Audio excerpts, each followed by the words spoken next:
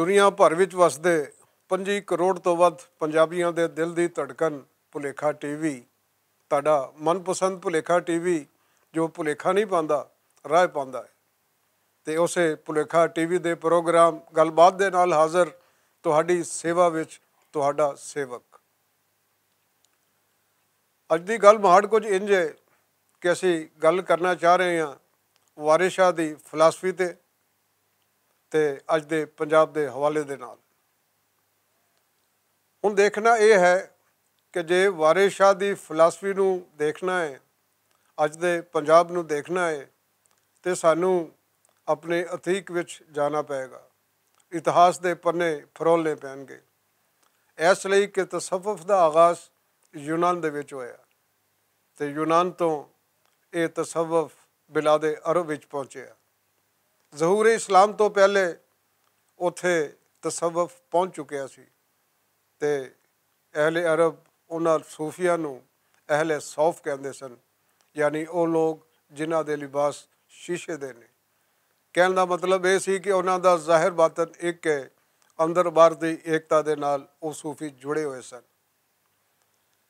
ਇੱਕ ਬੜੀ ਹੈਰਾਨਕੁਨ ਗੱਲ ਇਹ ਵੀ ਹੈ ਕਿ ਜਦ ਤੱਕ ਚਾਰੋਂ ਖੁਲਫਾਏ ਰਾਸ਼ਦੀਨ ਦਾ ਦੌਰ ਰਿਹਾ, ਇਹ ਅਹਿਲੇ ਸੌਫ, ਇਹ ਸੂਫੀ ਇਨਸਾਨੀ ਬਸਤੀਆਂ ਵੱਲ ਬਹੁਤ ਘੱਟ ਆਏ।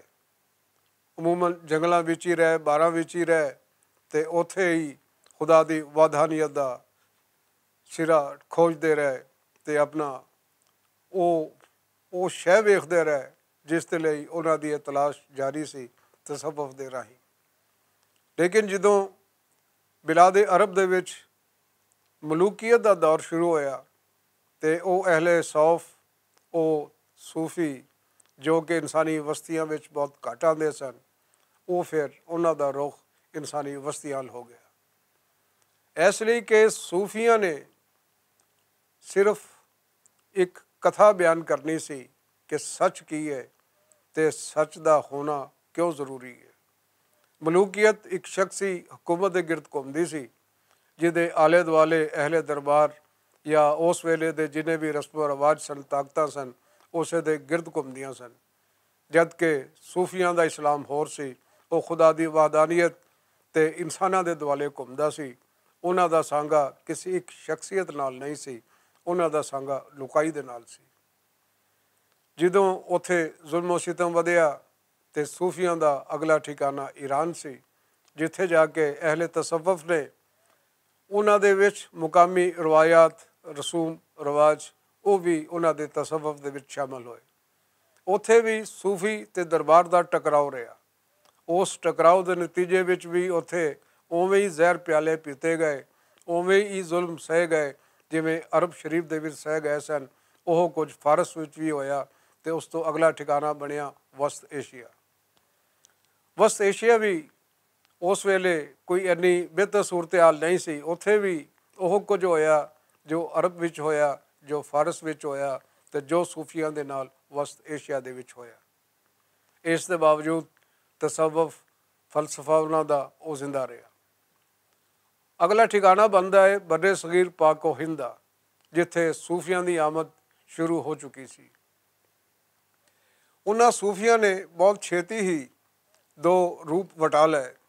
ਇੱਕ ਰੂਪ ਸੀ ਹਮਾ ਉਸ ਦਾ ਕਿ ਜਿਸ ਵਿੱਚ ਸਭ ਕੁਝ ਉਹੀ ਉਹ ਹੈ, ਕਿ ਸਭ ਕੁਝ ਉਸ ਤੋਂ ਹੀ ਹੈ, ਉਹੀ ਹੈ ਸਾਰਾ ਕੁਝ। ਤੇ ਦੂਜਾ ਸੀ ਹਮਾ ਉਸ ਦਾ, ਯਾਨੀ ਕਿ ਸਭ ਕੁਝ ਉਸੇ ਤੋਂ ਹੈ।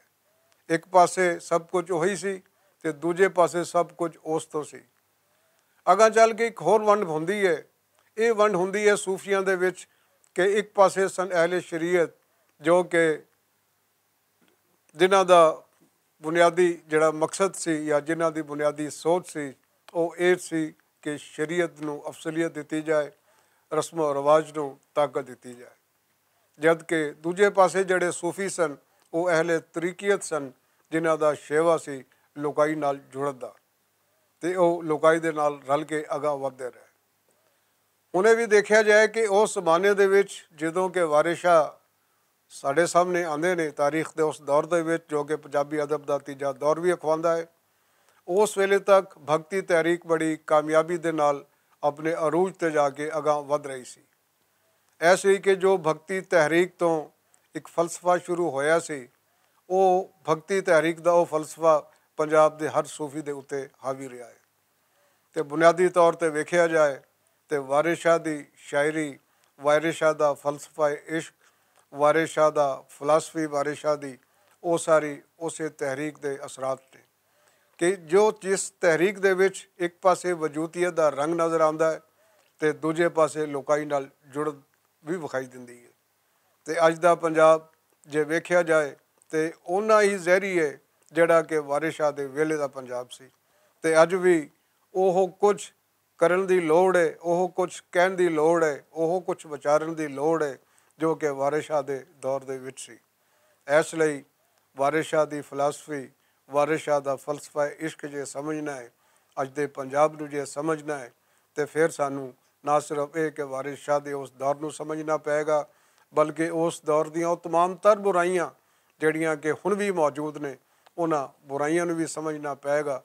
ਅਤੇ ਉਸੇ ਹਿਸਾਬ ਦੇ ਨਾਲ ਜਿਵੇਂ ਵਾਰਿਸ ਸ਼ਾਹ ਦੀ ਫਲਸਫੀ ਲੋਕਾਈ ਦੇ ਨਾਲ ਜੁੜੀ ਹੈ, ਲੋਕਾਈ ਦੇ ਨਾਲ ਜੁੜ ਕੇ ਹੀ ਉਸ ਮਸਲੇ ਨੂੰ, ਉਸ ਸਾਰੀਆਂ ਕਠਿਨਾਈਆਂ ਨੂੰ, ਉਹਨਾਂ ਦੁੱਖਾਂ ਨੂੰ ਦੂਰ ਕੀਤਾ ਜਾ ਸਕਦਾ ਹੈ ਜੋ ਕਿ ਵਾਰਿਸ ਸ਼ਾਹ ਦਾ ਫਲਸਫਾ ਸੀ, ਜੋ ਕਿ ਵਾਰਿਸ ਸ਼ਾਹ ਦੀ ਫਲਸਫੀ ਸੀ, ਜੋ ਕਿ ਪੰਜਾਬ ਦੇ ਸਾਰੇ ਸੂਫੀਆਂ ਦਾ ਵਿਚਾਰ ਸੀ, ਜੋ ਕਿ ਪੰਜਾਬ ਦੇ ਸਾਰੇ ਸੂਫੀਆਂ ਨੇ ਜੋ ਕੁਝ ਚਾਹਿਆ ਉਹ ਕਰ ਵਿਖਾਇਆ ਆਪਣੇ ਰੂਪ ਦੇ ਵਿੱਚ। ਅਤੇ ਅੱਜ ਲੋੜ ਹੈ ਕਿ ਜੋ ਕੁਝ ਅੱਜ ਵਾਪਰਦੀ ਪਈ ਹੈ ਅੱਜ ਦੇ ਪੰਜਾਬ ਦੇ ਵਿੱਚ, ਉਸ ਨੂੰ ਵੀ ਕੁਝ ਤਬਦੀਲ ਕੀਤਾ ਜਾਏ ਉਸ ਹਵਾਲੇ ਦੇ ਨਾਲ, ਉਸ ਸੂਫੀ ਸੋਚ ਦੇ ਨਾਲ ਜੋ ਕਿ ਸਾਨੂੰ ਰਾਏ ਪਾਉਂਦੀ ਹੈ, ਕੁਰਾਏ ਨਹੀਂ ਪਾਉਂਦੀ।